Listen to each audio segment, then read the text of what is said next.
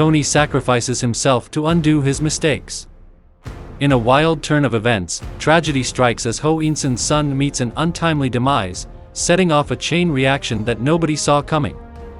It's like someone pressed the big red "oopsie" button, and chaos ensued. 5 Iron Man armors, once buddies in Tony's Argonaut project, decide to go full rogue mode, leaving destruction in their wake. It's like they forgot they were supposed to be the good guys and went on a joyride of mayhem. Tony, our resident superhero and inventor extraordinaire, suits up in his Extremis-enhanced armor faster than you can say, super duper techie mega suit, and zooms off to deal with his rebellious metal babies. One armor decides it's time to play pyromaniac in the Saudi Arabian oil fields, igniting chaos hotter than a jalapeno fart. The Fantastic Four swoop in to lend a hand, but mainly to stop the oil from polluting the ocean. It's like a game of firefighting, but with more spandex and less hoses. Meanwhile, in the Pacific Ocean, Aquaman, Submariner, gets a not-so-friendly visit from Tony's aquatic armor. Iron Man crashes the underwater party, much to Submariner's chagrin. I guess he didn't appreciate the intrusion, but hey, who can blame him? Next up on Tony's to-do list, dealing with a tunneler armor causing a ruckus near a nuclear power plant in Moscow.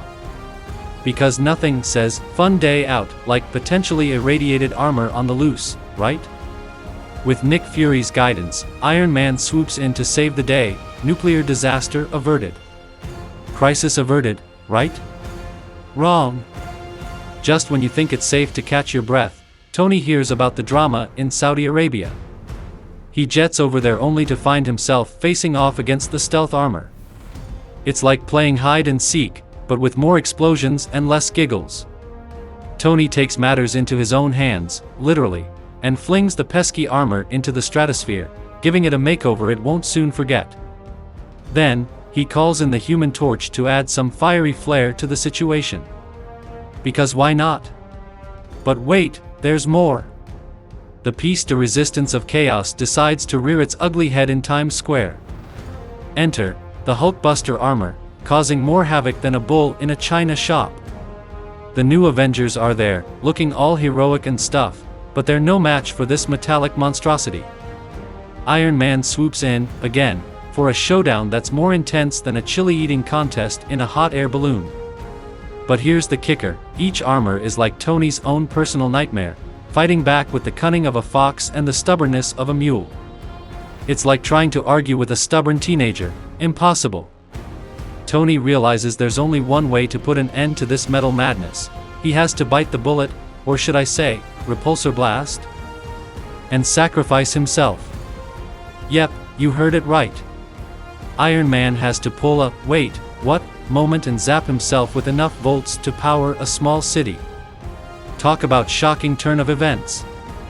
With Tony temporarily out of commission, like, really temporarily, thanks to the magic of science, the renegade armor is left hanging like a forgotten sock on a clothesline.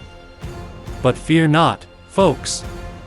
After some frantic medical intervention, Tony's heart starts beating again, thanks to the wonders of Extremis. Hooray for superpowered CPR. Of course, as with any good superhero story, Tony's left feeling guilty as heck about the whole mess. I mean, who wouldn't feel bad about their inventions causing chaos on a global scale? It's like accidentally farting in an elevator and blaming it on the dog, except, with world-ending consequences.